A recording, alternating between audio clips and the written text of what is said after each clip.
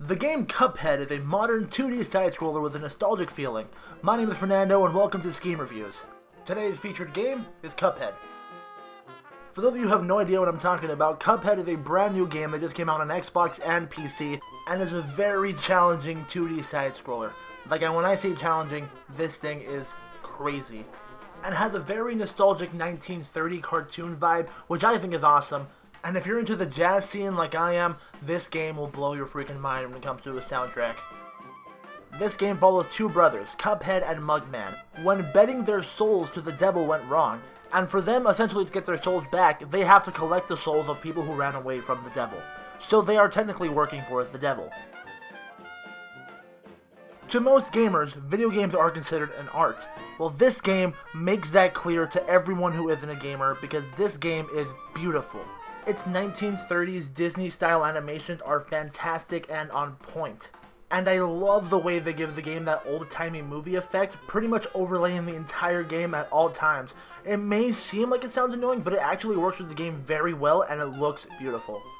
This game is also a contender for the best soundtrack in a video game I have ever heard. Now, when I say that, that doesn't mean that everyone's gonna like this soundtrack. I personally love it because I love jazz and I love that old classic theme. And even if you don't like jazz yourself, you have to appreciate how the music of this game perfectly works with the game itself. Like here, listen to some of these examples.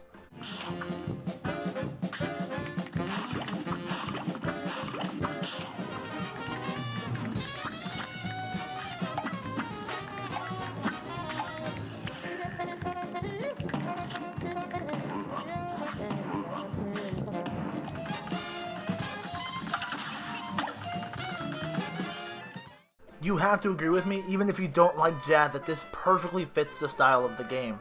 And that's not the only thing relating sound that makes this game fantastic. The sound effects are great, like the dashing, the shooting, the walking, the jumping. It sounds classic and the 1930 vibe. And visually, all the little things are great too when it comes to exploding, killing a boss, or the little tiny clouds that pop up under your feet. It's fantastic and it works perfectly with the game.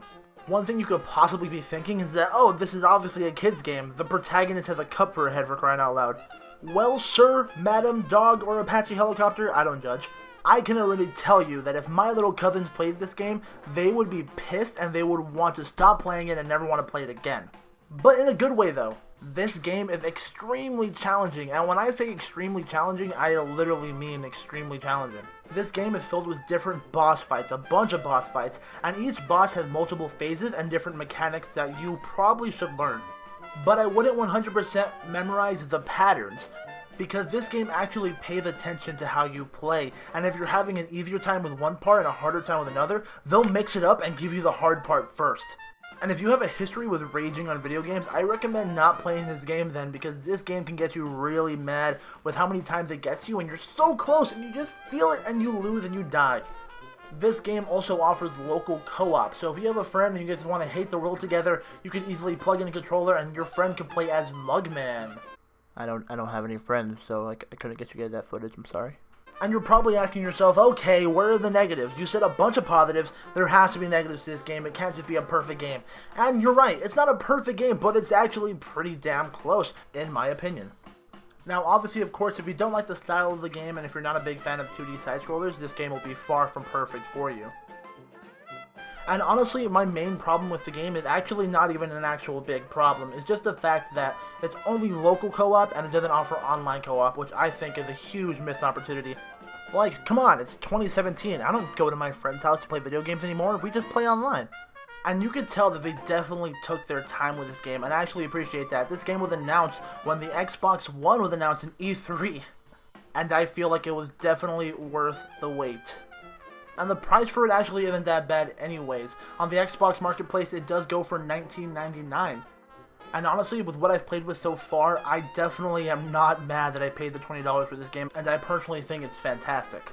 If you've been smiling and nodding your head with everything I've been saying so far, I definitely recommend you pick up this game. It's fun, and it's pretty awesome, and I'm going to be playing it a lot, and I'm going to love it, and it's going to be super cool. And now it's time for my shameless plug. Since people like to watch people get mad and hate themselves, I more than likely will be streaming this game every chance I get. So in the description you will see my gamer tag and a link to my Twitch and a link to my Mixer. I most likely will be using Mixer because it's just so much more convenient with my Xbox. So, final summary for the game. Should you get the game? Yes, immediately right off the bat, I recommend this game 100%. If I were to put a rating to this game, I don't really care for ratings, so let's just say 10 ponies out of 10 bigger ponies. That's a pretty good rating. And that's the video, guys. I hope you guys like the whole concept of Cuphead, because I think it's freaking awesome, and it's definitely really fun, and I also hope that you like what you're seeing. And if you do like what you're seeing, please consider subscribing to the Scheme Team, and thank you for watching this episode of Scheme Reviews. My name is Fernando, and thanks for watching, guys.